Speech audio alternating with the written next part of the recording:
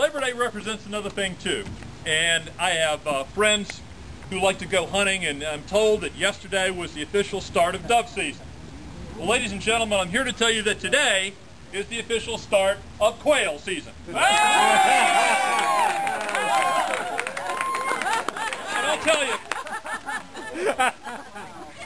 I'll tell you, I'm not much of a hunter, and I can't hit the broadside of a barn. And I'm not cooking it. But I will tell you that this year, for the first time in a decade, it is time that Virginia Democrats stand up and play offense, and we're going to go hunting for those politicians who are supposed to be representing us. That's right. And we're going to find out what they really stand for, and we're going to put Democrats in their place to carry the ball forward. Yeah. I will tell you. Yeah. My opponent, Fred Quayle, has been in office for 16 years. And I would defy any one of you here to name 3 things he has done. I will tell you a couple of things I will point out in this election that he has done, which make no sense to me, frankly. He has at the same time supported folks serving home incarceration for getting good time credits on their sentences. He has at the same time opposed good time credit for folks who actively serve in jail who learn how to read while they're there. That isn't exactly fair in my book. He supports the ability of folks to carry guns into daycare centers and schools, while he opposes while he passes laws which make it a crime to carry a BB gun onto a college campus. He tells you that he supports quality health care in Virginia while he authors bills that dilute the health care. This year we're going to go quail hunting because I'll tell you, in the past 6 or 8 months, I have been to every last precinct in every town in every county in this district. 71 precincts in all. Been every one of them. He has been the recipient 10 years ago in redistricting.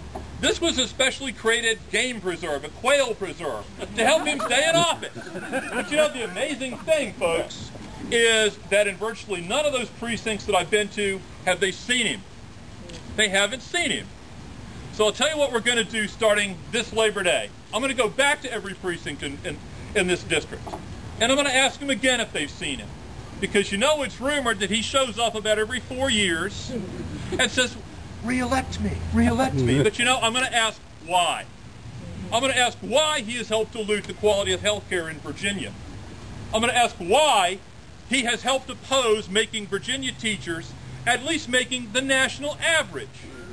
I'm going to ask him why he has not done more for this community to help bring our ports and help bring the commerce forward, to help the entire Commonwealth as we're poised to do.